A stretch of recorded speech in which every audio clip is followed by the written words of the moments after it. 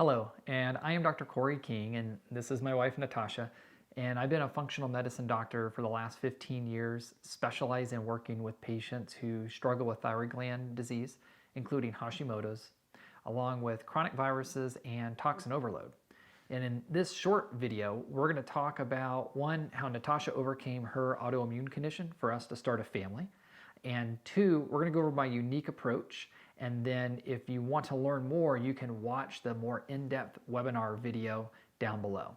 So Natasha, let's start with California. Just briefly tell everybody what happened to us when we were living there. So about 6 years ago, we lived in California, and we lived in a house with black mold. And shortly after that, two of our dogs passed away. I was extremely sick, very fatigued, shortness of breath, and it activated Epstein-Barr virus.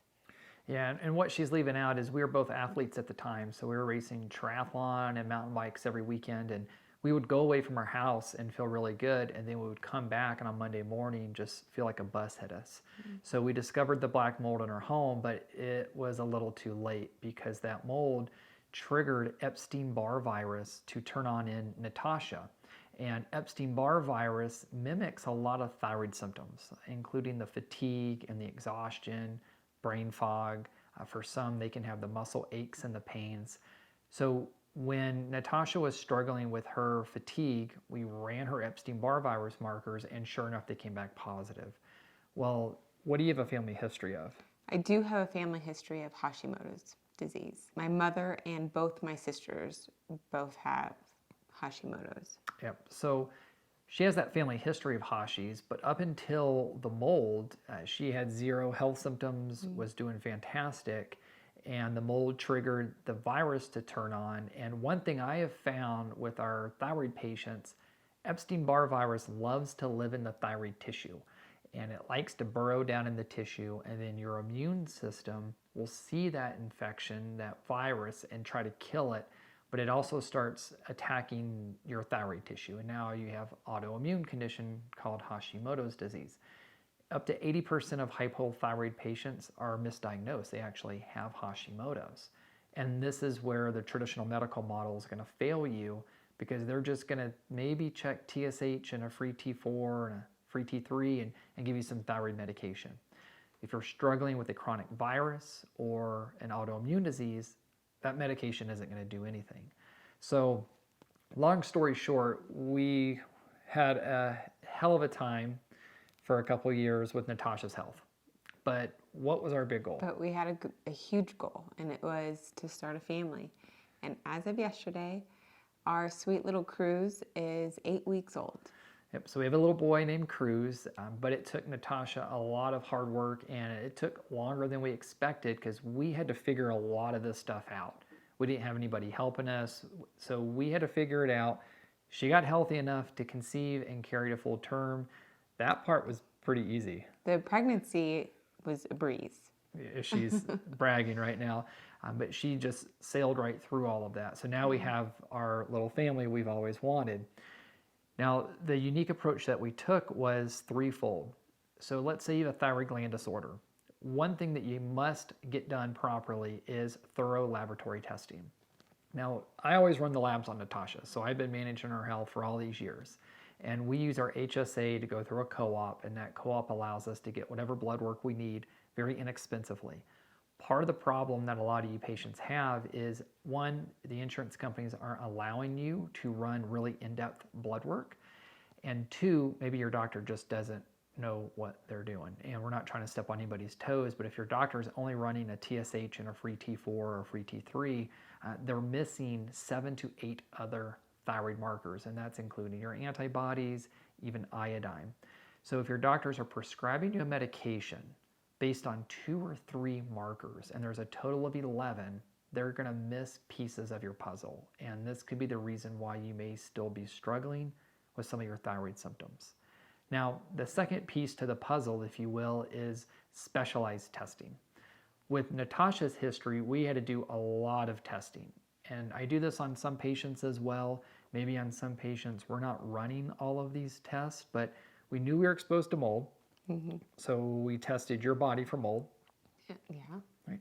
So if you even have a sneaky suspicion that you may have lived somewhere with mold in the past, test your body. If you think that your current living situation is contributing to the mold, then you're going to have to test your environment, and that's something that you and I can talk about. So we did that for Natasha. We also ran a Lyme test on you, and we used one of my favorite labs called Immunosciences Lab to do that. Lyme disease is at the root of a lot of thyroid disorders, including Hashimoto's disease. Traditional medical models, Western blot test is not sensitive enough to catch most Lyme disease cases. Another test that I like to run on a majority of my patients is a nutritional evaluation test. This is going to look at all of your nutrients, all of your minerals, antioxidants, to see what you may be deficient in. If you've been sick for 5, 10, 15 years, chances are really high that you're going to be deficient in some of those critical vitamins and minerals. And if so, then we can tailor your treatment specifically for what you're deficient in. Now, something else we did on Natasha was we ran some viral markers, and these are not part of your basic blood markers that your doctors are going to run. We can run a very thorough viral panel that's going to include Epstein-Barr virus, cytomegalovirus, herpes simplexes. All of those can be triggers for your thyroid disorder. Now, the last and crucial piece of the puzzle is what? Genetic testing. Genetic testing. And we are all different genetically. Natasha, That was a missing piece to my puzzle at the end of my health journey. Is the last thing we addressed was the genetic testings, and that was a game changer. Yeah. So we lived in the same house, we ate the same foods, participated in the same sports. Why did you get sick and I didn't? Well, personally, I have a lot of genetic mutations. So one of them is I'm unable to detox properly. My body isn't able to see bad guys, and he can explain that a little bit more. So it doesn't know when to, protect my body. Yeah, so what she's trying to explain is she has a lot of methylation mutations, and most doctors run what's called an MTHFR test. Well, there's 12 other methylation genes that need to be tested, and if you have a lot of methylation mutations, your immune system just can't see and kill the bad guys properly, and the immune system will start attacking your own tissue. So in Natasha's case, that's the Hashimoto's. It could be your nerves for multiple sclerosis. It could be joints for rheumatoid arthritis. But if you're not methylating properly, your immune system is confused. And as you mentioned, you also have all these genes that impact your detoxification pathways. So genetically, she could not detoxify mold very well. So there's an actual gene that you can test to see if you can detox mold properly. She has it, I don't. I didn't get sick, she did. And this is why looking at genetic mutations is so important, because we're all different, but these genes are going to be at the deep-rooted level, if you will, telling us what is causing these symptoms. Why did your body develop this? Once you get better, now you use this information from your genetic testing to help you stay that way lifelong, because these are your genes, right? They're going to be with you, but now you'll know what to do moving forward once you do get better in order to just continue to kick butt. Mm-hmm. So that's my unique approach, really in-depth blood testing, specialized testing, and then the genetic testing. Once we get all those pieces of your puzzle, we can complete your picture, and then we can come up with a game plan on what needs to be done. What was the one therapy that we say gave you your life back? So really, it was like night and day. Ozone therapy. You can do that 2 different ways. You can do it IV, or we even do it at home as well. So ozone therapy is a treatment of choice for a lot of my patients. If you have a facility near you, then we're going to recommend you go get this done. You can also do it at home. From a cost-benefit standpoint, that is really nice. So ozone therapy is a favorite treatment. We also use Rife technology depending upon what type of infections you may have. So for example, Lyme disease, you're going to be using Rife technology to help you kill the Lyme. Average Lyme patient's about a 12-month here and there process of getting you to the point where you've got your life back.